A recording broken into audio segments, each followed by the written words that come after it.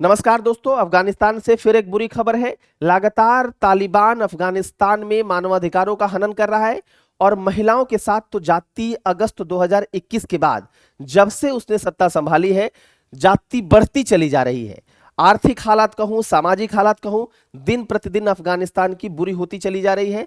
और उसी परिप्रेक्ष्य में आप सोच सकते हैं, ये न्यूज भी है कि अफगानिस्तान में तालिबान ने महिलाओं की यूनिवर्सिटी एंट्री पर भी बैन लगा दिया है। मतलब महिलाएं अब विश्वविद्यालय में प्रवेश भी नहीं कर सकती, और प्रवेश नहीं करेंगी तो वो शिक्षा ले ही नहीं पाएंगी। आपने सुना होगा, मार्च 2022 से लगातार अफगानिस्तान में तालिबान विभिन्न प्रकार के बैन लगा रहा है महिलाओं पर। सेकेंडरी स्कूल पर बैन लगाया, उनके रिक्रिएशनल एक्टिविटीज मतलब वो स्विमिंग पूल, पार्क इत्यादि जगह नहीं जा सकते। महिलाओं के फेस कवर को पूरा कर दिया गया, पूरे तरीके से आपको फेस कवर करना पड़ेगा। उसके बाद जो विमेन मिनिस्ट्री है उसको बैन कर दिया। तो इस प्रकार की लगातार खबरें आप सुन रहे हैं, और इसी खबर में एक खबर और भी है। तो ये तालिबान के लिए कुछ नया नहीं है, वो लगातार महिलाओं के साथ इसी प्रकार की जो घटिया चीजें हैं, घटिया नीति है, उसको लागू कर रहा है। और यह तालिबान की निम्न स्तरीय सोच को दर्शाता है, क्योंकि आप सोच सकते हैं कि तालिबान शरीयत कानून को मानता है, कहता है, और वह यह भी कहता है कि जो यह निर्णय है वह शरीयत कानून के अनुरूप है, मतलब इस्लामिक कानून के अनुरूप है।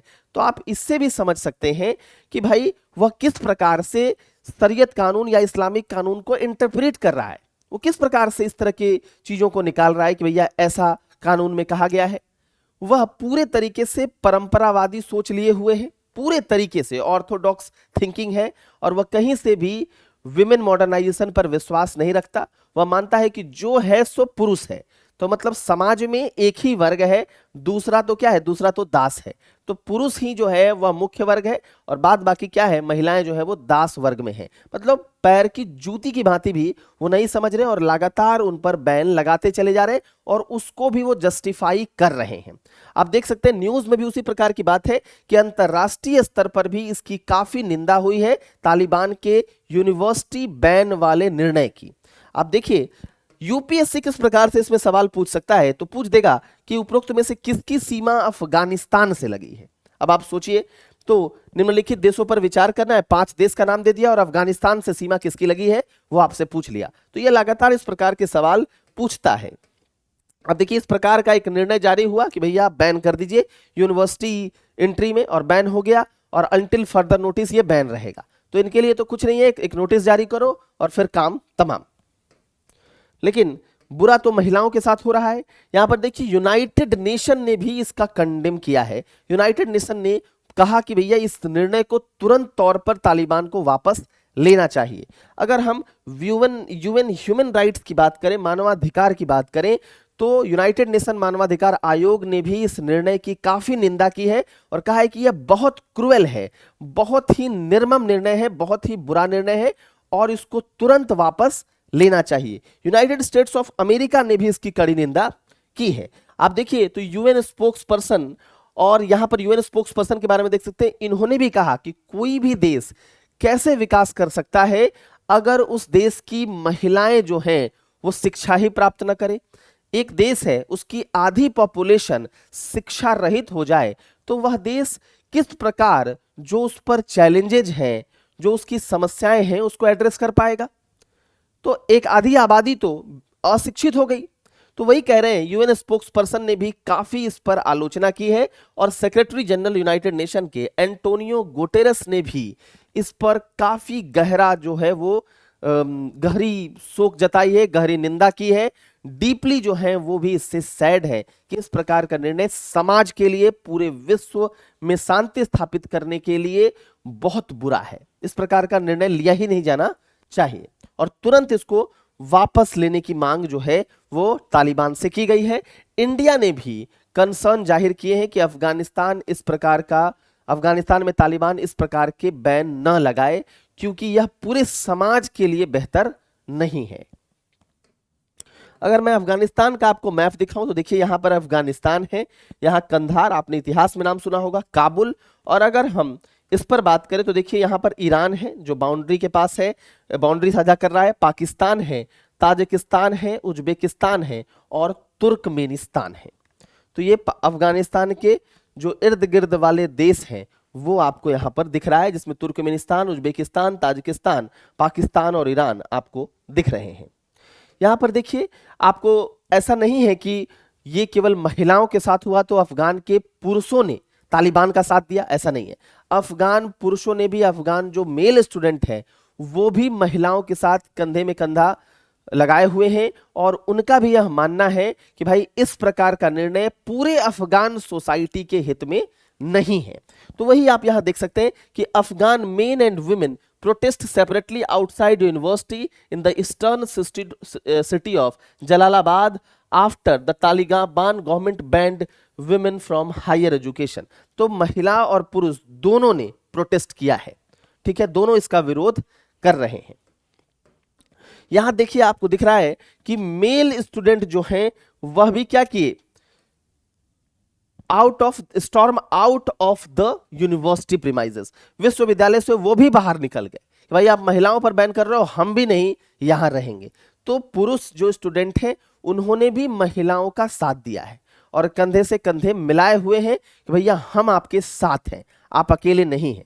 तो तालिबान जो गवर्नमेंट का फैसला है उसके विरुद्ध केवल महिलाएं ही नहीं हैं, वहां के पुरुष भी हैं, क्योंकि उनको भी पता है कि यह समाज के लिए बेहतर नहीं है। जो वहां पर क्रिकेटर हैं अफगानिस्तान के, मोहम्मद नबी हो, राशिद खान हो, इन लोगों ने भी इस पर काफी गहरा शोक व्यक्त किया है, काफी गहरी निंदा की है भैया कि तालिबान को इस प्रकार का जो निर्णय है वो वापस ले लेना चाहिए, और जो इस प्रकार के रिस्ट्रिक्शंस महिलाओं पर लगाए हैं उनको वापस ले लेना चाहिए।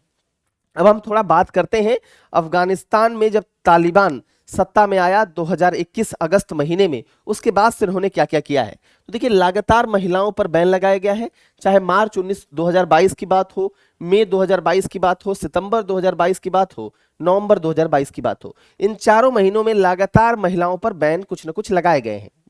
देखिए, अगर हम बात करें मार्च 2022 में, तो उन्होंने सेकेंडरी स्कूल पर महिलाओं के बैन लगा दिया, तो वो महिलाएं सेकेंडरी स्कूल नहीं जा सकती, इस प्रकार का बैन लगाया। अगर मैं बात करूं तो मई 2022 में, तो देखिए फेस कवर, पूरे तरीके से आपको फेस कवर करके चलना है, आपको फेस नहीं दिखाना है, तो पूरा जो आपका फेस कवर है पूरा होना चाहिए। तो ये आपको मई 2022 में दिख रहा है। उसके बाद सितंबर 2022 में महिलाओं का जो मंत्रालय था, विमेन मिनिस्ट्री था, उसको डिसबैंड कर दिया गया, उसको भी भंग कर दिया गया। और फिर नवंबर 2022 में आप देखिए तो महिलाएं रिक्रिएशनल एक्टिविटीज में, मतलब महिलाएं पार्क नहीं जा सकती, स्विमिंग पूल नहीं जा सकती, वहां जाने का अधिकार केवल और केवल पुरुषों का है, ठीक है। तो रिक्रिएशनल एक्टिविटीज में भाग नहीं ले सकती, इस प्रकार का भी बैन और रिस्ट्रिक्शंस तालिबान ने डाले हैं। तो लगातार तालिबान जो है वो इस प्रकार के एक्टिविटीज को अंजाम दे रहा है। अब आपके मन में एक सवाल यहां पर जरूर उठ रहा होगा कि भैया तालिबान है क्या। तालिबान के बारे में मैं थोड़ा सा आपको बताऊं तो इसको पश्तो भाषा, जो वहां की भाषा है, उसमें इसका मतलब होता है तालिबान का छात्र, ठीक है। और ये 1990 के दशक की शुरुआत में अफगानिस्तान से जब सोवियत सैनिकों की वापसी हुई, उसके बाद ये उत्तरी पाकिस्तान में उभरे। और किस प्रकार के हैं? इस्लामी कट्टरपंथी राजनीतिक और सैन्य संगठन है।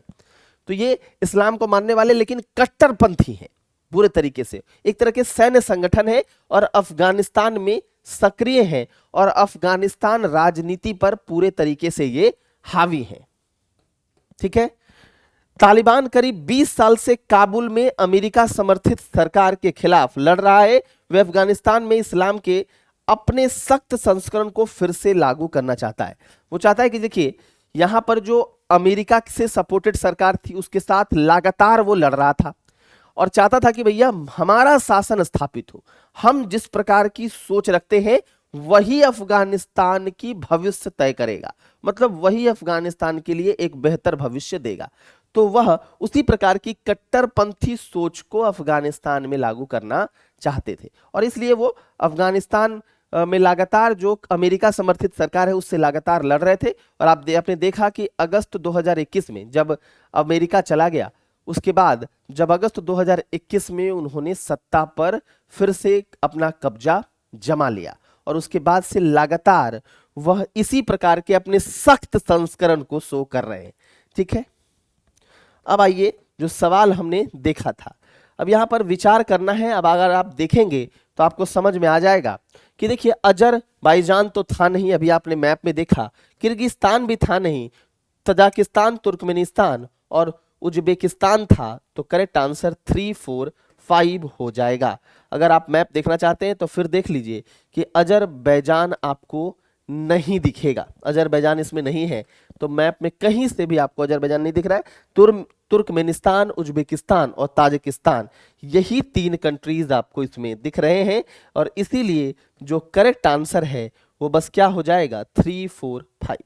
न ही किर्गिस्तान है और न ही अजरबैजान है। तो इस प्रकार आपने देखा कि किस प्रकार से लगातार अफगानिस्तान में महिलाओं पर बैन लगाया जा रहा है, उन पर रेस्ट्रिक्शंस को बढ़ाया जा रहा है। और इससे पूरा जो समाज है, वह अफगानिस्तान का समाज हो या पूरा विश्व हो, पूरे विश्व में किस प्रकार से इसको लेकर खलबली मच गई है। और मेरा कहना है कि इस पूरे वैश्विक समुदाय को इस पर आगे आना चाहिए और